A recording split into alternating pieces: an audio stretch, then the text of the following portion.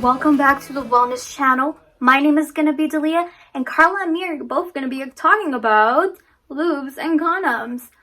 Before we get talking about lubes, I just want to state some myths that people believe whenever they hear people using lubricants. For example, only old or frigid people need lube. Oftentimes, when we hear about people using lubricants during sex, we think the person is dry, old, or maybe just not in the mood.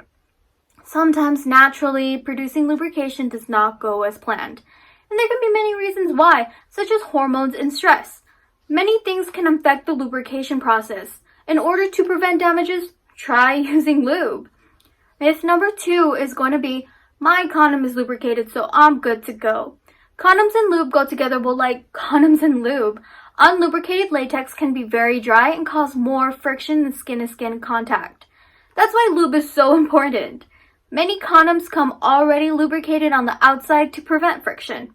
Myth number 3. Lube is just for penis-vagina sex. Penetration produces more friction than any other sex act, so it makes sense as to why we would only use lube for penetrative sex. But it's not the only sexual activity that can be more fun with extra wetness. Inserting anything into your vagina or anus like fingers, sex toys, or etc. will be smoother and safer with lube. Now, I'm going to be talking about the 3 types of lube. For example, number 1, water-based lube. Water-based lube is going to be the best lubricant for those with sensitive skin. As water bases the purest form of lubricant, they're great for toys and recommended for condoms. Flavored water-based lube can contribute to yeast infections due to the sugar content, so beware. Always make sure your lube is safe to use with condoms. This means only using water-based or silicone lube with latex condoms. Lube with oil in it can break down the latex and cause condoms to tear. Sexual lubricants that you get in the condom aisles or in stores are usually safe to use with condoms. Now, silicone-based lube. They're ideal for water play as it is waterproof and great for anal. They're not recommended for toys as silicone lube can damage or deteriorate your toy over time. Oil-based. It's a thicker formula that is longer lasting and great for mutual masturbation. They're not recommended for toys or condoms. What are some lubricants to avoid? Well, you should try avoiding natural oils such as coconut oil, baby oil, olive oil, just cooking oils in general. They can damage the latex, making it easier to tear. It may also clog pores, causing breakouts or infections. How can lube make sex more pleasurable? Well, many people don't realize that lube can increase the comfort and pleasure at the same time. This is due to less friction and that can cause the condom to break. Lube can also keep sex nice and slippery, cutting down the friction and leading to a more comfortable sex. Using lube does not mean that there's something wrong with you or your partner.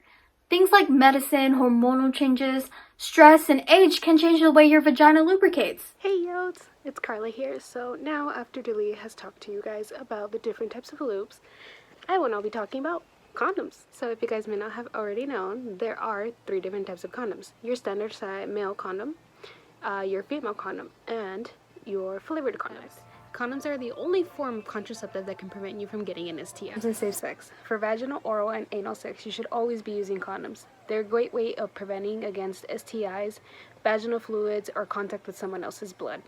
Here's something to always keep in mind. The male condom is a fine, strong rubber latex sheath available in a variety of styles and sizes. Condoms made from polyurethane are available for those who have a latex allergy. Female condom resembles a regular condom made of polyurethane, but it is designed to fit inside the vagina. The female condom is pre-lubricated as well, and it's designed as a one-size-fits-all. Flavored condoms are designed to be used during oral sex. The flavored coating helps mask the taste of latex and makes oral sex a lot more enjoyable. Condoms must be used from the very start of sex to the very end. This is the reason because STIs can be transmitted via pre-ejaculation. Always use a new lubricated condom every single time you have sex. Check the use by date and open the packet, being extremely careful not to tear the condom with fingernails, jewelry, or even your teeth. And for those of you who may not know, checking the use by date is always either on the front of the package, as you guys can see right here, or it may sometimes be on the very back of the package. If you need extra lubricant, as Delia has said before, use only water-based condoms, as other lubricants can actually damage the condom. Safer sex is all about having sex when you and your partner are ready, and having sex that's enjoyable, respected, and protected. Ways that you can practice safer sex include having sex with only one partner, whether neither of you have STIs. It is the safest way to have sex. Be STI free by getting tested for common infections, especially if you have a new partner. Avoid sexual contact until your healthcare provider tells you that you no longer have an infectious disease and until both you and your partner have been tested. Communicate with your partner about what you want and what you don't want. You both want to enjoy sex as equal. Be aware that drugs and alcohol may affect your ability to make good decisions. Avoid using substances that can impair your judgment, and remember that sex must be consensual during both parties.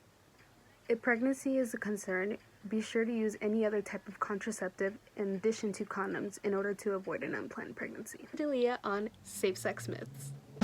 If you're watching this for extra credit, here's a code word of the day: purple. Hello again, everyone. Thank you, Carla, for explaining to everyone about condoms. I'm going to be talking about safe sex myths. Some people believe or may try to persuade you of various myths about safe sex, such as planning ahead ruins the mood for sex. You can tell by the way someone looks if they do or do not have an STI.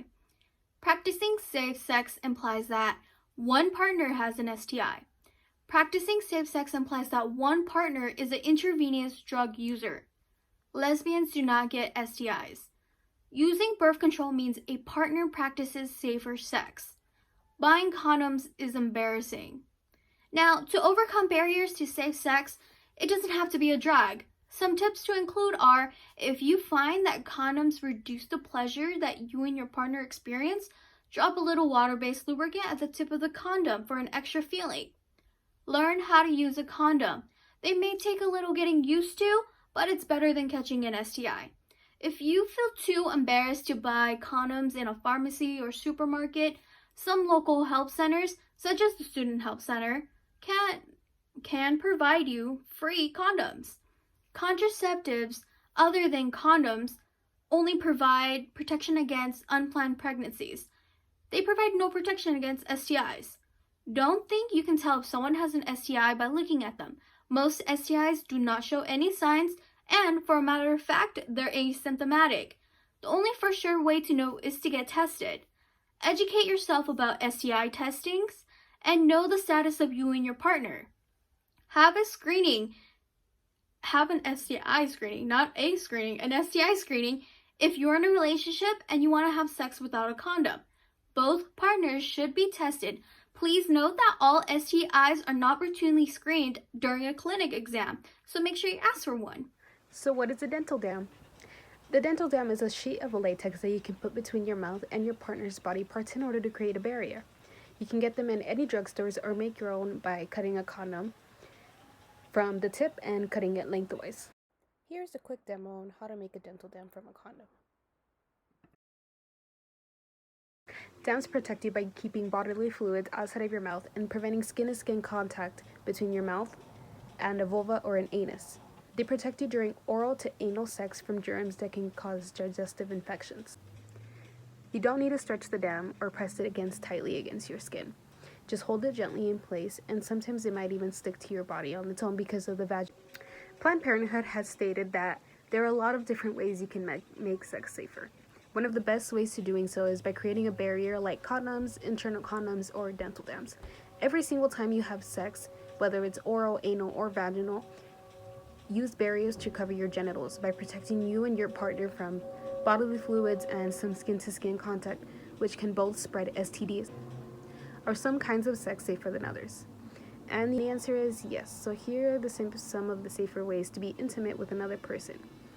It can be either by masturbating, dry humping, aka grinding with clothes on, and the lower risk activities are kissing, touching your partner's genitals with your hands, or using sex toys with a partner.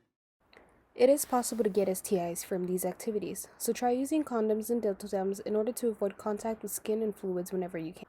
If you found this video helpful and informational, give us a thumbs up and subscribe for weekly videos from your fellow Yotes, the Pure Health Educator.